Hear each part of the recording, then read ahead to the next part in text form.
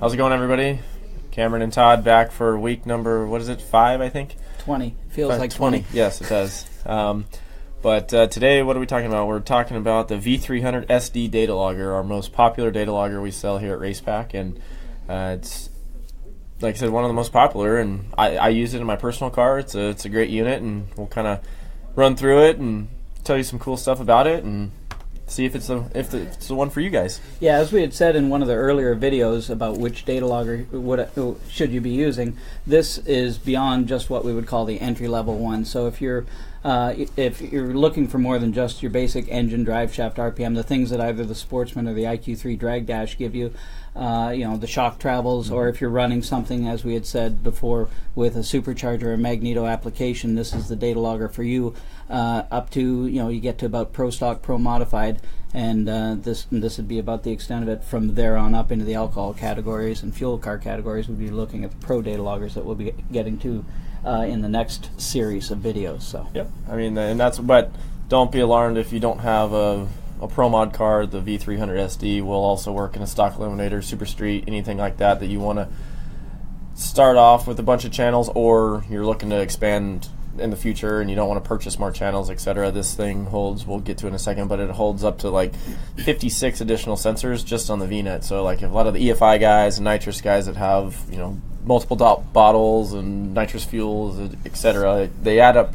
Channels add up pretty quick, so a lot of people end up going with the V300 so they don't have to do things in the future. Right. I've even got several customers that run super stock and they want to run all 8 O2 sensors, and so they go right to the V300SD rather than having to do a Sportsman and do a channel upgrade right out of the box. Yeah, and most of the time the cool stuff about our data loggers is you can take them and upgrade them relatively easy when it comes to all of our VNet stuff, all of our additional sensors. Yeah, you have to change the harness, but other than that, anything VNet, your EGTs, your pressures, your boost, nitrous, all that stuff can be easily just literally with a click of a cable, you're off and running in a new data logger. But if you don't want to worry about that, we can chat a little bit about the V300SD and kind of go from there. But we thought we'd start by tearing open one of the boxes and showing you what you guys get. Now, with this being a little bit more expensive of a data logger, you're going to kind of get what you pay for in regards to why you're paying a little bit more money. This unit's about $1,000 more than the Sportsman data logger that we talked about a couple weeks ago, but you get a lot more bang for your buck. So the first things first is we have the data logger itself. As you notice, it's I don't know if you guys can tell, but it's actually not a plastic housing. It's an aluminum CNC'd actual housing that can withstand a lot more tire shake and things of that nature. And then it has a few things that, Todd, do you want to talk about some of the ports on it? Right. Well, as in the Sportsman and the IQ3D that we had spoken before, we have the VNet connection on here. Again, Cameron had talked about all those sensors are common across any of the VNet data loggers, so that if you're upgrading from a Sportsman to a V300SD, just like he said, disconnect your cable, plug it in to the VNet port here, and you're off and running.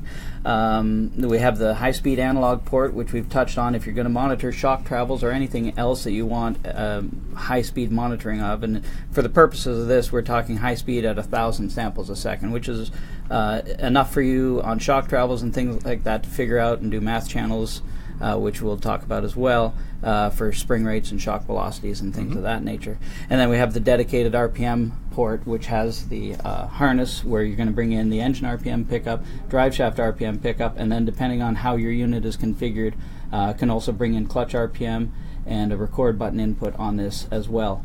Some upgrades too that we can do for the V300SD is a timing upgrade, and you can bring in a TDC RPM on that same harness. So that's the same. That's the basic connectoring on that end of things.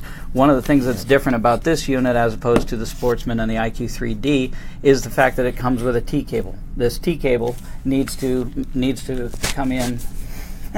Needs to come into view, and needs to be in place at all times if you're using any of the VNet ports with your V300SD. So this thing basically allows the data logger to connect in just like a device on anything else. So it's just like another module, but it needs this T cable in place, needs the one terminator cap at one end of the VNets, and needs the other male terminator cap at the other end. So you got a female terminator cap and a male terminator cap. Must be in place in order to keep the VNet stable and reporting at all times. So that's why it comes with that neat little bag that says, do not remove. That's right. Do not remove, as in leave it on the system. Don't just toss it in your toolbox. It's not a spare. They're actually different. So keep that in mind. One has a little rib seal on it, and the other one doesn't. So that signifies male and female. So as Todd gets rid of the elaborate foam out of here. Well, you want to make sure, because a lot of these things, we ship these all around the world, to Australia, over to Europe. So you want to make sure that they get there in one piece. All right, so we've got our documentation here. We've got the Open it up a little bit so we can see. Little stage direction. Sorry. There you go. No, you can open it. Well, thank you. Yeah, no All problem. Right. So we've got in here a couple of items. The Quickstart guide, which needs to be read. Please read it. Has a list of everything that's in the box for the unit. Has basic setup instructions, and essentially everything you need to get going. If you follow the directions in there, you can have this thing up and running in just a few minutes. And yeah, we get a lot of people that say that I can't find the directions. We'll get to the directions in a second, but yes, there's a 30-page manual that can come with this. But if you're literally the type of guy that waits till the last minute, which we know all of us racers are, and you're trying to do this Friday night before you go to the racetrack on Saturday morning, at least take this with you, because it really gives you just the down and dirty version of how to install this thing, and it'll help you immensely when you get stuck. Basically, it's a checklist of everything that you should have in the kit. It's 6 easy-to-follow steps on how to set everything up, the software, the data logger, and at the end of the 6th step, you should have data acquisition, and if all else fails, on the back, the contact information on how to get in touch with us, just in case you had any problems with any of the 6 steps.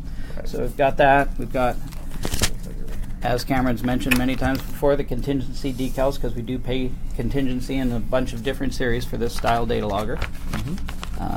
Just kind of more documentation relating to the software. It's called Interpreting Your Racepak Data, which basically helps you once you've downloaded it. Basic explanations on how to use the software and kind of get you pointed in the right direction.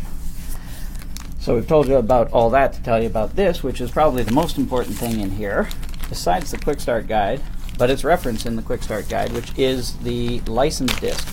Also on this memory stick are the manuals for the V300SD and pretty much all of Racepak's product line. And this is where it starts to get a little bit different from the Sportsman and Drag Dash, etc.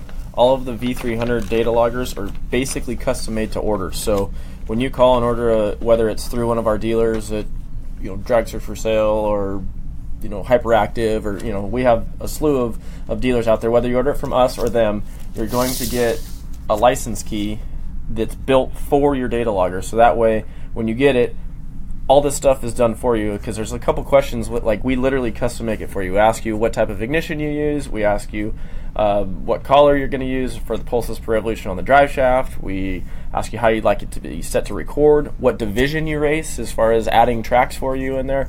All this stuff can be changed as you get it, but we set it up as much as possible so that way you literally install license keys and off you go. Right, and if you've ordered, obviously, as we had said too, the module, so if you have fuel pressure, oil pressure, anything in there, it's already programmed. You don't have to go through all the read and write functions that we've shown in other webinars, because everything is contained on that USB license disk. So when you read that configuration in, that will basically tell the Racepak software installed on your laptop or on your PC everything that is programmed in the V300. So as Cameron said, the customization is complete. It's stored on that.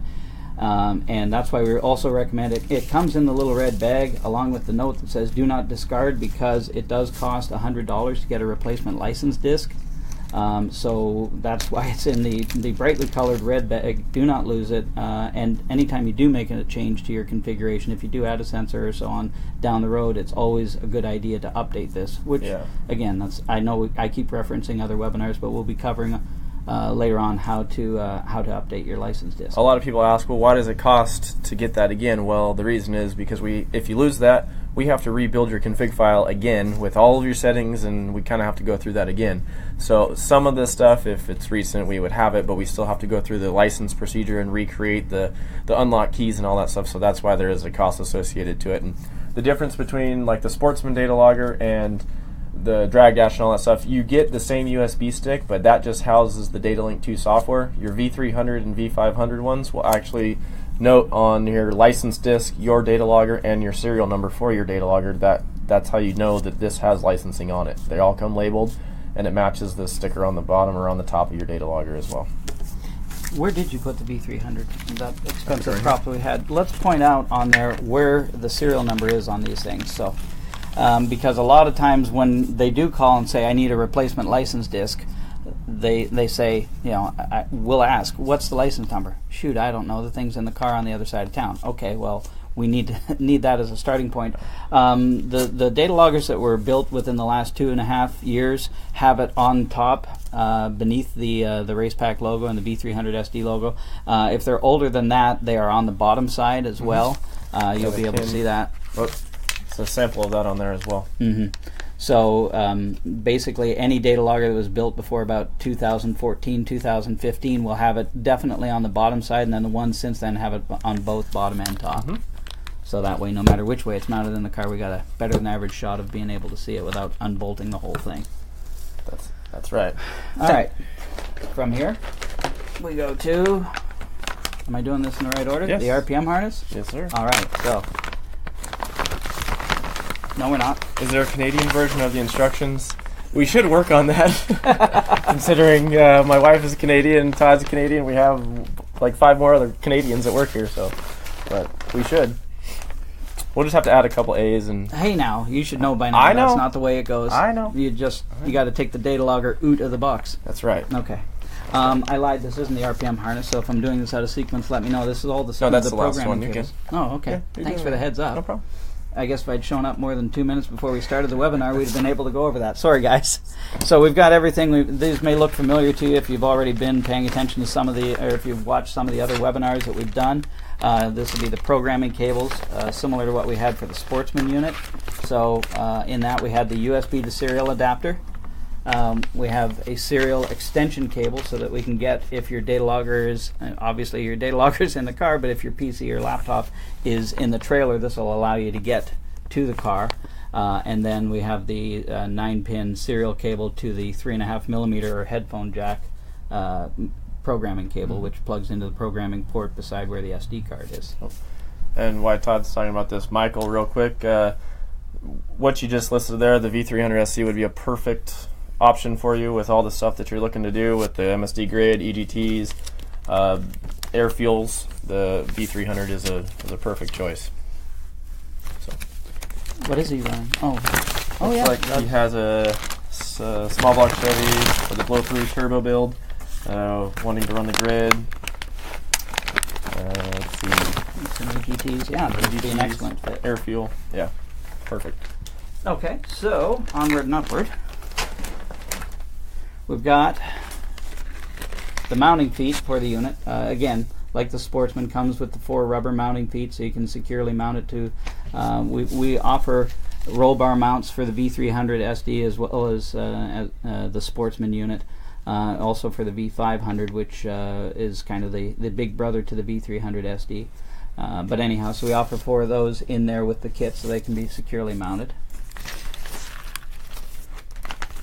And talked about this before, the SD card adapter, so that you can plug it and plug your SD card in from the V300SD, plug it in directly into the USB port of your PC or your laptop, and then that also comes with a 6-foot extension cable, I believe. Yeah, 6 foot long. A lot of people wonder why we have so many bags in this box, because we try to, as much as we can, make it to where it makes sense when you open up the bag. So you have an extension for your SD card reader in the same bag, which they work in conjunction with each other. Yeah, because some of the PCs in trailers that I've worked on at the track, we've had the USB ports. The only ones available were on the back side of the PC, so it was not really convenient to keep plugging this in. So that 6-foot extension cable makes it a lot easier to get access to the USB port. All right, so now, oh look, there's that RPM harness I was looking for earlier. There you go. Just like you said, it's at the bottom of the box. Told you. Should have paid attention. So we'll go through here, and one of the first things we'll find is the drive shaft sensor. So comes with every V300SD, V500SD. Comes with the instructions and the alignment magnet, just if you want to check the alignment of the magnets in your collar. But if you've bought the collar from us, the magnets are in the correct way. Yeah. So we've got, again, that same drive shaft sensor we probably saw on the previous ones with the IQ3D and with the Sportsman unit, and the drive shaft bracket as well, so it can mount to the third member. Yep. We've got that, along with the instructions on how this thing gets wired. Hang on to those as well. Please. A little warning about the harness, which we'll talk about here in just a second regarding the mounting of the unit. And then the piece de resistance, the RPM harness, which looks a little intimidating when it's all coiled up. Thank you, sir. A lot of the V300 harnesses, we have a bunch of different ones. You can actually, when you purchase it from us, you can give us your own lengths if you have a custom build or something. And it's, you know, a lot of the dragsters, like bracket dragsters, are kind of all the same. If you just say, hey, I have an American or I have a undercover, whatever, we have a lot of the lengths for you. And but if you wanted to put your data logger in the nose for some reason, or something kind of odd, or you have a door car that you're trying to hide everything, we can make a custom harness for you at no extra charge. We just need to know the length. So what we'll do is when you order it, we'll send you a piece of paper via email, and you just fill it out, and we'll make it per your specifications. But generally, if it's like a Bickel car or something like that, we have a lot of those as well. And you say, hey, I have a '69 Camaro from Bickel or whatever. Most door car guys, they'll put it in the passenger side wheel tub. There's a crossbar that goes across about your shoulder height. Most people mount it there, and our harnesses are kind of adaptable to that. So, but if it's too long or whatever, you can always shorten it and purchase the connectors or coil it up, whatever. But as far as like cutting everything, Todd can kind of explain a little bit about like he was talking about the warnings in here. Right. Yeah. One of the things that's noticeable, as we mentioned earlier when we had the V300 up here. So this is the. Okay, hang on. Sorry. Apologize for that. So this is the as if on cue. So this is the connection for the RPM harness, as we had talked about. So it's on the opposite side of the VNet port, and it clearly marked RPM, so you would plug that in line. So just plugs in there, and then what we have, you'll see we come off there about 12 inches off of the data logger. You'll see that there's a molded plastic piece here that's triangular in shape. There's 2 holes in there. Do not, and that's the warning that is in there, please do not use these for mounting purposes. It's fine to let this float in the car because there's virtually no weight to it, but this is basically a relief for the molding process when we mold these here at Racepak. These are just necessary in order for it to be located, because there's a little circuit board in there that provides the breakout for your engine RPM, your drive shaft, clutch, all of that, and all that comes through here in this circuit board, which is protected by this mold. But if you pull down on this in any way, you run the risk of cracking that board. I've actually seen people install it, and they got out their drill and augured the holes out because the bolt that they wanted to use was too big, and they said, why doesn't my Racepak work? Well, they destroyed the board that's in the molded deal. Right. So please heed that warning. Don't use these holes for mounting. They're just there for decoration, or in our case, it's for the relief in the mold. So we've got that, and then as we see from all the colors that come out, and it's marked in some of the documentation that I went through fairly quickly, just kind of showing it to you, but the basic breakdown is the blue is our record button input. If you chose to have your V300 set up with record button as opposed to engine RPM activation, then this would be active, and it would also then have a button on your harness connected to the blue input. Then we have the red, which is the main power and ground. You'll just hook that to your 12 or 16 volt power source. The black is the engine RPM input. That runs to wherever you're getting your tach signal, and then it has... Oh, I bypassed. I should have mentioned something, but you can talk about because you're good about the fuse that's on that power lead. Let me flip this over so it's a little easier. Oh, I thought you were talking about the... I was going to, but I'm going to wrestle it free, so while I'm doing that, you can go ahead and talk about the fuse. Yeah, the fuse, we have a built-in inline fuse, just like an automotive-style fuse. Please don't cut it off. The data loggers it's a 5 amp fuse. Nothing more than that needs to really go in there. These things don't take very much amperage, so if you're popping a 5 amp fuse, don't put a 20 in there, and if you're popping the 20, you have something wrong in your wiring. So just 5 amp fuse. It's really easy. We supply it with you. It's not an issue. You all probably have a bunch of those fuses in your trailer.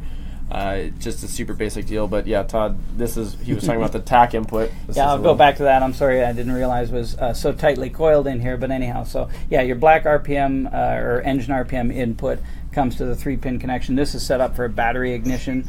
So we have the little flag splitter there for the spade connector, so we can drive off of your TAC output on whatever your ignition system is, and it still makes a connection available if you're going to run an external TAC, or if there's anything else that requires an RPM signal like a shifter or anything like that. Right. A lot of guys ask, do you have to run the Racepak dash with one of our data loggers? I already have all the analog gauges in my car. No, you don't, because that's kind of what this is for. You know, when you're picking up TAC signals or whatever, sometimes your TAC needs to have an RPM signal. That's why we supply the spade that goes into your TAC output, so it doesn't have to run one of our dashes. So the brightly colored yellow cable, which was the next one after TAC RPM, as far as engine RPM as it comes out of the mold, is for a clutch RPM input. So the clutch cars have an actual, as opposed to on the Sportsman when you're doing a clutch, we do it through VNet. This has a native input, if you will, but an actual digital input that comes in on the same harness. So, and it's terminated a little bit differently to accommodate our clutch RPM sensors, which are different from the driveshaft sensors. Yeah, if you don't have a clutch in your car and you have this yellow wire, I wouldn't recommend cutting it, because if you sell the system or whatever, but you can also, if you're a trans brake racer, you can hook that up to your trans brake to monitor the event of when your trans brake was released. It's just a software setting. You just have to wire your trans brake to it, but we have a flyer on that if you're interested in something like that as well.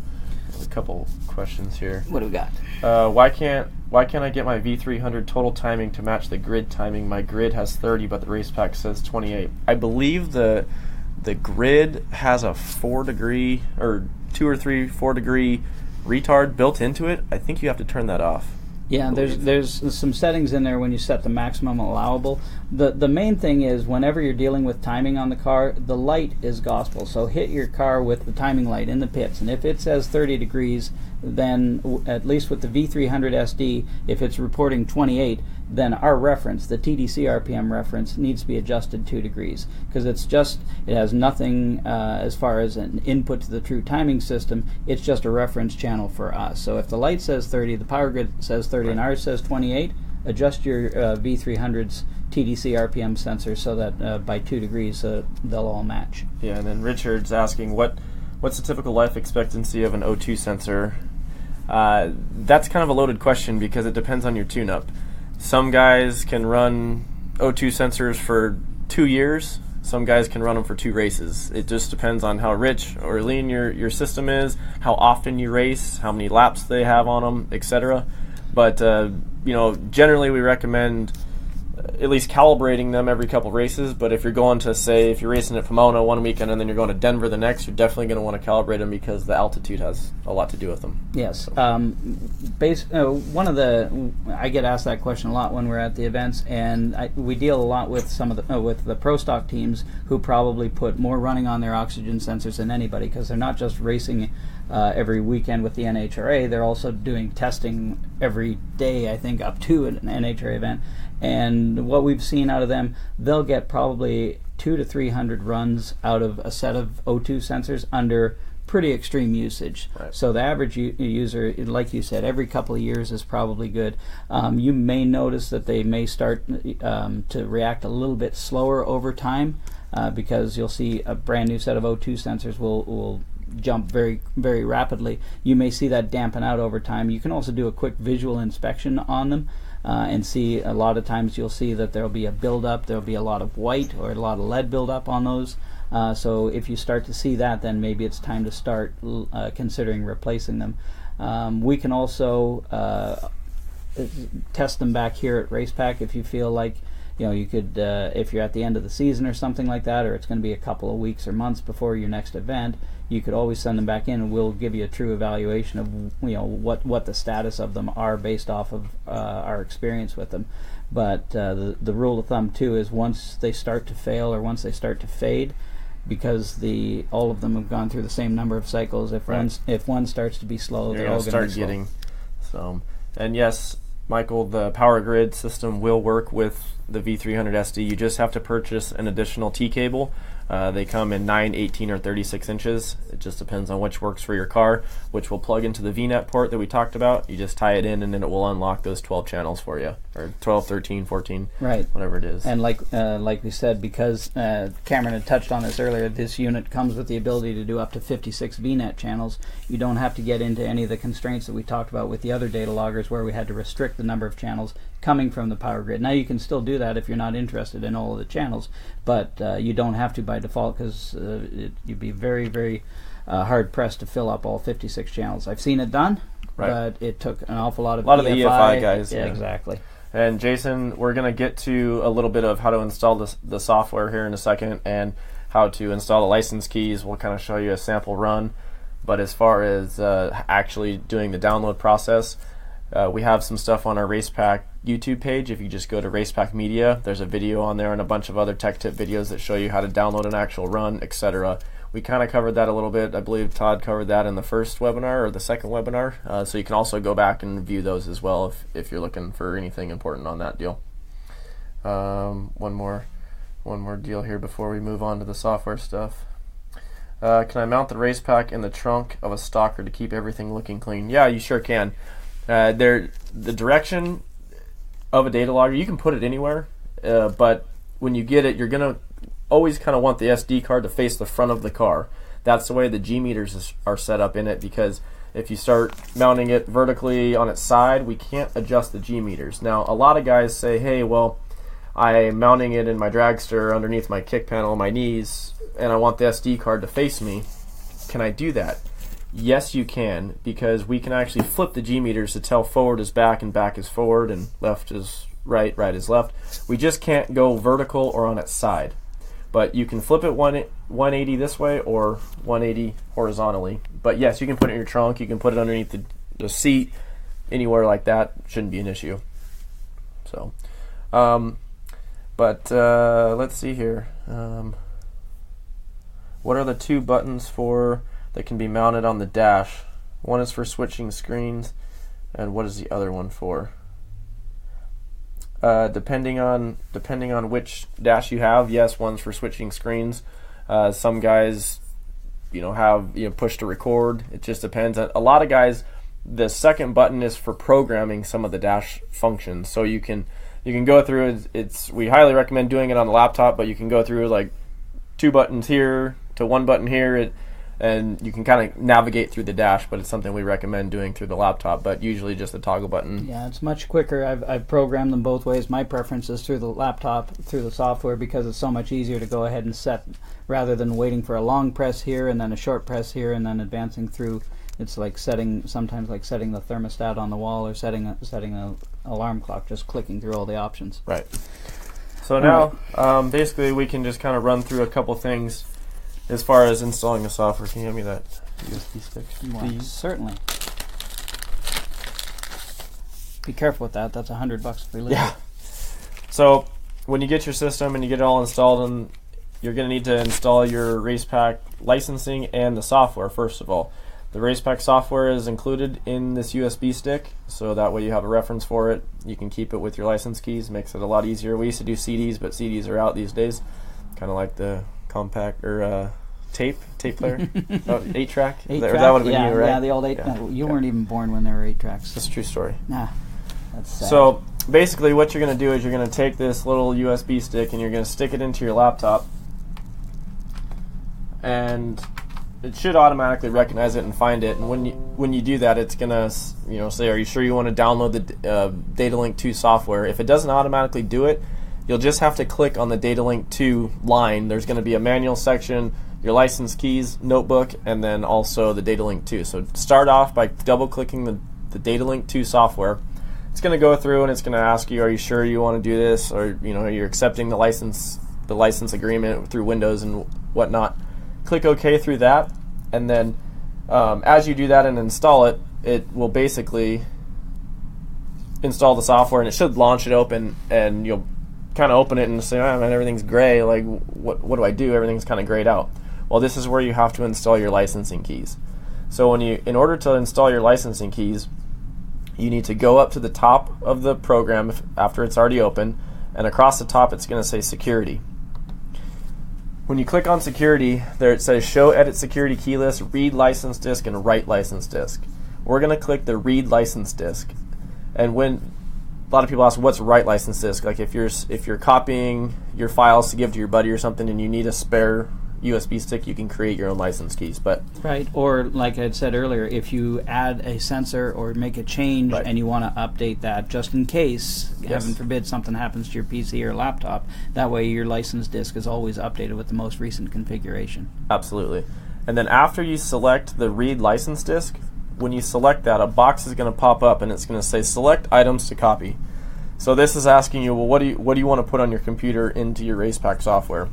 Automatically it's going to have the copy license keys checked. Everybody says, what do I do from here? I recommend just clicking all 3 of the boxes to check them, because eventually you may need all the registry keys, you're going to need the configuration file, you're going to need all that stuff, so check all 3 of the boxes automatically and click OK. When you click OK, it's going to go to the next box that says, it's going to tell you insert your license keys, just to kind of remind you, like, or where do you want to pull this information from? It's going to say, well, I have a lot of places to look. Do you want me to look in your CD-ROM if you have one of those, a removable drive, or your C drive? You can select search all, or you can also click removable drive, because you know that it's on your external drive that you have in your computer. If you have multiple things plugged in, like if you have an external hard drive or something that's plugged in, just make sure you select the removable drive that's the same drive letter. In this particular case, it's E. So after you select removable drive, you're going to click OK, and when you click OK, it's going to populate and flash done. And from there, your licensing keys are all installed, and then it's still going to be gray, but you have the ability to do all the things that you need to do. So from here, all you would need to do is go up to File in the upper left corner. When you select File, there's a whole bunch of stuff that you can do here, but first of all, we're just going to talk about the configuration. So about halfway down, it's going to say Open Car Configuration.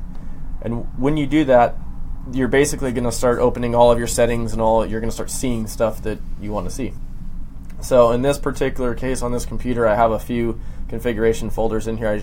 I left them in there to kind of show you that you can have multiple licensings in here. You can have multiple configs, dashes, etc. But whichever one that matches the serial number that we talked about on the sticker, you always want to make sure that you select the correct one for what you're going to be working with. In this case, I think the sample is a V300-3584. So when you click on that, it's going to say, what folder do you want to look? When you click on your serial number, it's going to populate automatically in the config file selected. You just select OK from there, and when you do that, it's going to populate a whole bunch of stuff on your screen, a whole bunch of little boxes across the top. And what's really cool about this is this is where all of your settings lie. This is where it shows all, if you have EGTs, a dash, water, oil, etc.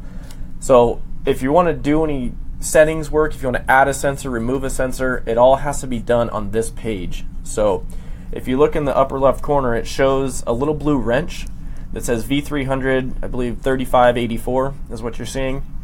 When you do that, the little blue wrench signifies that you're in your settings window, and it's going to allow you to do anything. You want to add a sensor, remove a sensor, change a pulse, anything like that. Everything that you change has to be done in your config file in the little blue wrench. You can adjust stuff in a run, but it's not going to save it for your next run. So anything that you ever save, any hard line sensor, always has to be in that deal. So as you can see on your screen, you got a whole bunch of channels there, and then so there's actually 3 panes of the screen here. You have an upper top that's grayed out with all of your channels that you have in the system. A lot of guys ask, well, I see all these aux digital numbers and dash warnings and spare ratios. How do I delete those? Well, you don't really need to delete them. You're only seeing them because you're in your settings window, and you have, in this particular config we're using, there's a dash in there, so there's dash warning lights and things that you can set. But like the spare ratios and the aux digitals, those are just for later use. Don't try to delete them. Don't try to rename them. Just leave them there. And if you ever need them, we will tell you if you need them. If you call and you're adding something, we can get you fixed up. But so, and then you have the black screen, which is kind of in the middle, which is where all the graph stuff lies when you're your squiggly lines that everybody talks about. That's where that will live. Just below that, you have a section that shows year, track, date, and time. The Datalink 2 software also is used kind of like a logbook. So a lot of guys use the JEGS logbook or Summit logbook, which is cool, but you can put all this information in when you download a run, so that way when you're looking at a run, you can see, oh, well, what was my 60-foot or whatever.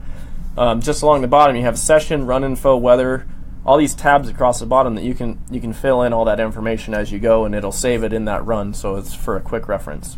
Yeah, and the great news is, if saving it with the run, if you were to share this data with your engine builder or teammates or anybody, they can also see what the weather was, what your 60-foot was, just everything you said. So it always travels with that file. Even if you change PCs or anything like that, you have that history forever. Yep.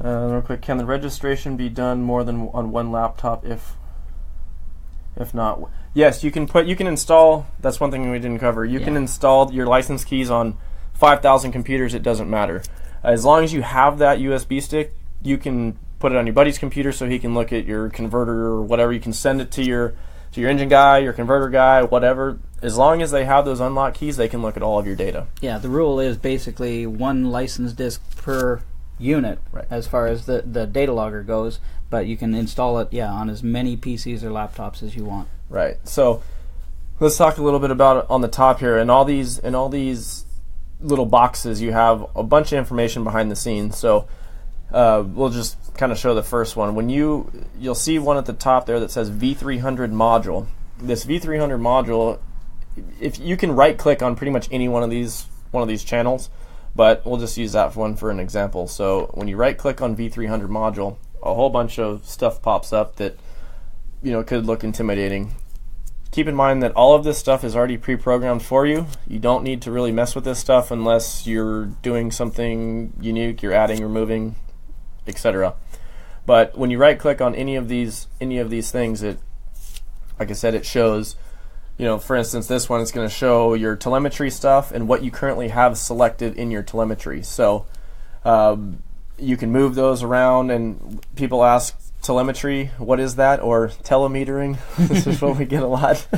People think that's what it says, but all that is if you want to run a live session, like if you're warming up in the pits and you have the serial cable hooked up and you want to see your data being written to the data logger, that's what we're talking about when it's a live telemetry session. But right, we covered some of that in the webinar the week you were off driving Nitro Funny Cars. Okay. So the second week we covered a little bit of that, but it's always good to do a little refresher on that. I think also we have one of those short videos that specifically deals with that, and it's only, I don't even think it's 2 minutes long. Yeah, we try to keep a lot of our tech videos and tech tip videos short enough to where it gets the information across, but you don't have to sit there for 20 minutes trying to figure it out. It's just like a minute and 30 seconds, 2 minutes long, depending on what it is, to see what's happening. So basically, in the system options, all these system options, there's the parameters for your pressures or whatever you're right clicking on. It's all the settings and all the back end stuff that sometimes you'll need to change or adjust or whatever. Like in this one, you have the CAN ID for record enabled channel, which means is it set up off of engine RPM or is it set off RPM? Usually you'll kind of already know, because you'll say, hey, I want the button, I got the button when I purchased it, I want to use the button. If not, if you say I want to use engine RPM, we'll already have it preset for you at that set engine RPM. So the V300, we do a lot of the stuff for you. That's a little bit of the extra cost. We build this thing custom made, make it for you here in house. It's all assembled here. And actually what's really cool with the V300, so say you bought a V300 system, and then you maxed it out with 56 channels and shock travels and all that stuff. We have a gentleman here at Racepak that's his sole job, is to build these systems on the bench to make them try to fail here at the office. So he beats them up, throws them around. If we can't get it to fail here, that's our biggest goal, is to get them to fail here, so you don't have to worry about that in the field. But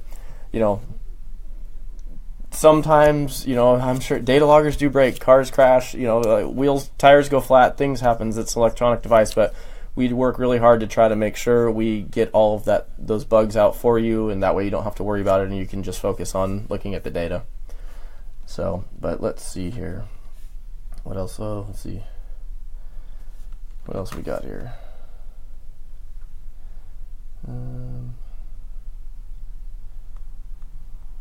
Thought you got anything to add while I look up? No, Let's see. really. Just Hello from Paris. Hello.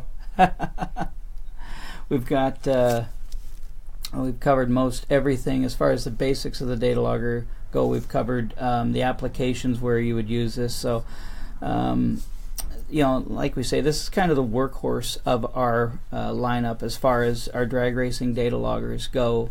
As Cameron said, can be found in everything from stock eliminator up to and including pro stock and pro modified. So, really robust, can be programmed basically virtually anything we can do, from turbo cars, naturally aspirated, supercharged cars, just a variety of things. We have these on diesel pulling trucks, not even Bonneville trucks. Actually, we've got them out there, and it's just amazing how versatile this data logger is with the sensors and the combinations that we've got. Yep.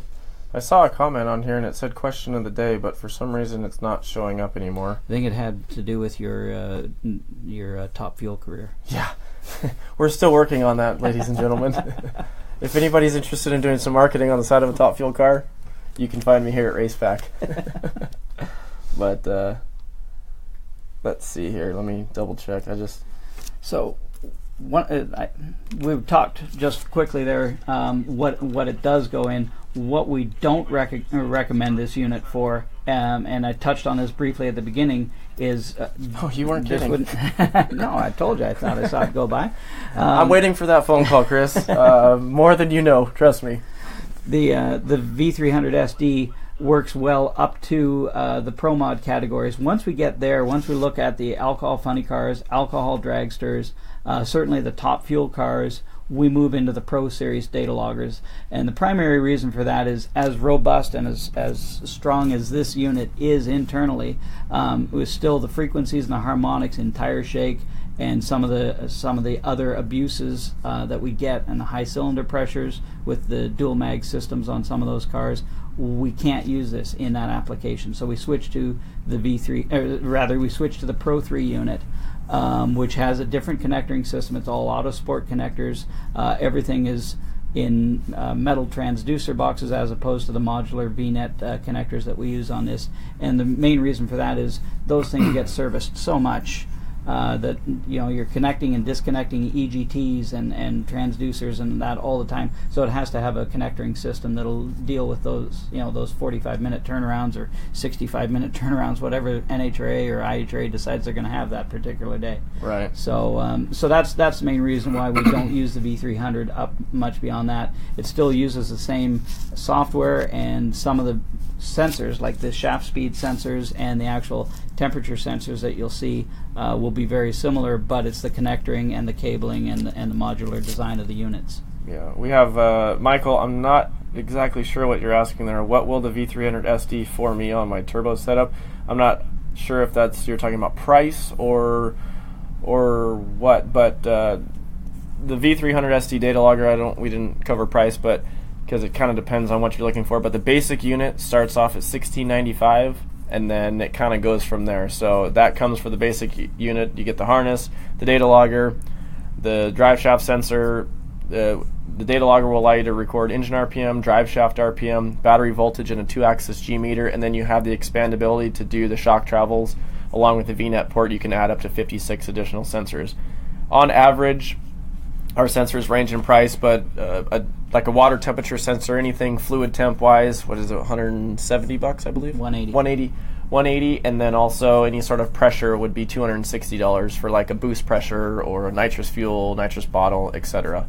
So the price kind of just depends on what you're looking to do. You can start with the basic unit. The cool thing about our stuff is you don't have to send it back to add any additional sensors to it. You can just call us, hey, I want to add boost for my blown car. Call one of the sales guys. They'll get you set up with the VNet module and sensor, mail to you, click it in, do your read VNet function that we've discussed, and off to the races. That's all you got to do. So, but let's see if we have any few. The price that Cameron mentioned came with the DataLink Lite software, and we've talked about this a little bit in previous webinars too. The difference between the Lite and the standard software, which is a couple $100 upcharge on these units, that can give you the ability to do custom run log pages, which Cameron had talked about, the basic run info weather, but some people like to have their own custom pages in there, or some manufacturers like to have custom pages in there for tracking specific things with fuel, carburetors, things of that nature. Also gives us the ability to do video integration, so we can overlay video that you take from the starting line or things like that, lay that over top of the software, and also our actual math channel. So Cameron had talked about doing shock travels. Well, then we have customers that want to look at the velocity, so we take the data from that and apply math functions to it. Not just shock travels, but we can do that to G meters, we can do that to a variety of them, even a flow meter on a blown car. We can do the math channel of cc's per turn, which gives you the ability to see whether or not your fuel pump is going away at higher RPMs. Right. One thing I didn't cover, I put on our little screen that I just wanted to show you guys a sample of what an actual run will look like. So let's see if I can put that on the screen here real quick for you. It's just the test run from last weekend in a top dragster, and it's just, you're going to see when you first download a run, you're going to have your engine RPM, your driveshaft RPM, and I believe I put G meter on there as well. Those are a couple basic functions that's kind of what the setup of the actual run is going to look like. You're going to kind of see the gradual flow and the shift, the G meter, etc., and then you can kind of just start clicking on everything as you go. You want to click see what the boost was, click on boost. If you don't want to see it anymore, you click on it again, it goes away. If you don't like the color, click on it again, it'll give you a different color. So let's see, a couple more questions here. Todd, did we cover linking video with data logging? Well, we just touched on that here, mentioning that comes as part of this standard software. We'll do a more in-depth version of that. That's probably not anything we really want to get into in this webinar, but yes, basically with the standard software, there'll be an additional run log tab available called onboard video, and in there are a couple of buttons so you can import the video from your camera, or if you've got it located on your PC, and then you can overlay it with the run. There's a variety of sync options, but we'll get into that in a separate one, because that actually probably a good 5 minutes on that alone. Yeah, we got a couple other ones. If I switch the unit to a different car, can the driveshaft cable out of the main harness be lengthened? Is there extension wire? Does it need to be, Yes, we can. Just call us and tell us, hey, I need a driveshaft extension. We'll make it for you. I think it's $35 or $40. It's better than you climbing around the car with a pair of crimpers and trying to get the Molex connectors crimped and everything, and it's tested before it goes out. So if your driveshaft RPM worked in the other car and you put this extension in, it's going to work. The only reason I say this, I just came back from working an NHRA event in Topeka, Kansas, and I went and I re-terminated 2 or 3 home-built cable shortening. Home-built? Yeah. Nice. So, I mean, they all meant well, but they all said, my driveshaft RPM doesn't work. And I said, well, what'd you do? They said, well, we kind of neatened up the car over the winter, and so we've shortened the cable and get in there. And sure enough, they did best they could, but there were a couple of loose connections. We re-terminated them, and the driveshaft sensor seemed to work again. Right. Will these units work with 16-volt system and an alternator charging at 18.6? Yes. Anything up to 19 or 20 volts is the max. Right. So from 12 to 19 volts, we say is the max. One thing to keep in mind, like I know a lot of super category guys, they turn the fan and radiator, pump and fan and all that stuff on. They come back from a run and they want to put it on the battery charger right away. Well, if you have a 16-volt charger, this doesn't go just for our data logger stuff, but a lot of electronics like your delay box and all that.